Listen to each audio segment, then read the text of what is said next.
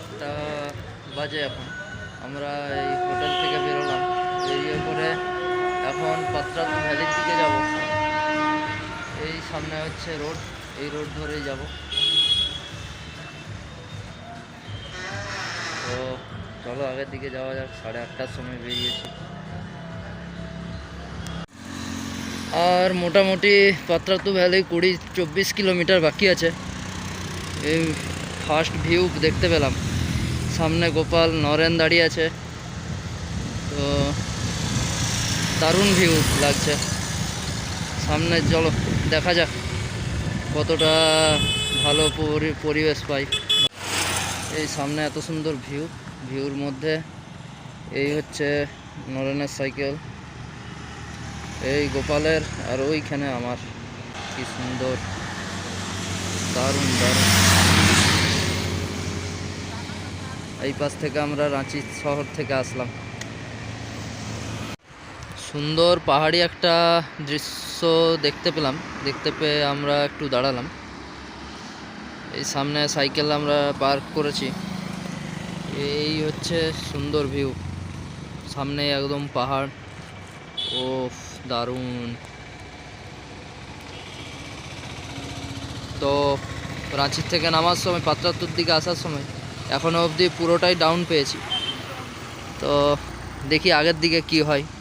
আসার সময় অবশ্যই আপ পাবো, কষ্ট হবে। এখন 11:25 বেজে গেছে।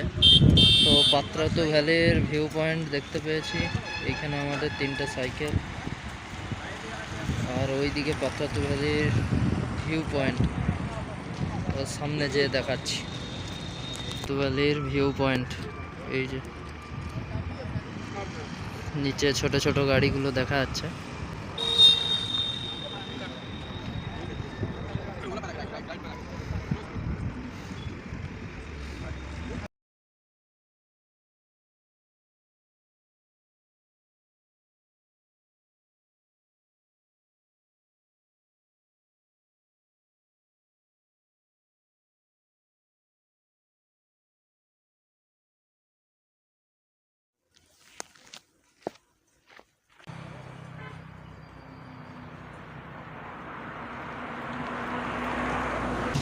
মানে 6:45। তো আমরা একটু ঘুরতে এসেছিলাম, রুমে পৌঁছে করে স্নান টান করে বেরিয়েছিলাম একটু ঘোরার জন্য, সাইট সিনের জন্য। তো সাইট সিন করতে এসেছি। রাঁচি একটা মিডিলে একটা লেক আছে, লেকের মাঝখানে একটা স্বামীজির স্ট্যাচু আছে।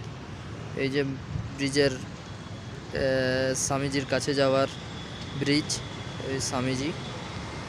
আর আমরা এইখানে সাইকেল পার্ক করেছি, এই 3টে সাইকেল আমাদের।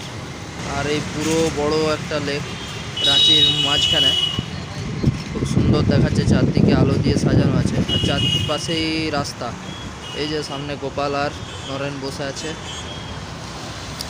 আর এই রাস্তা। আর এই হচ্ছে আমি, দেখতে পাচ্ছ।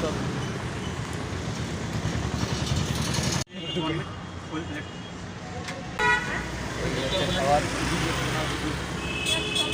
দেখা যাক কেমন খেতে লাগে, দিয়ে খেয়ে দিয়ে রুমে শুতে চলে আসছি। ওকে, বাই।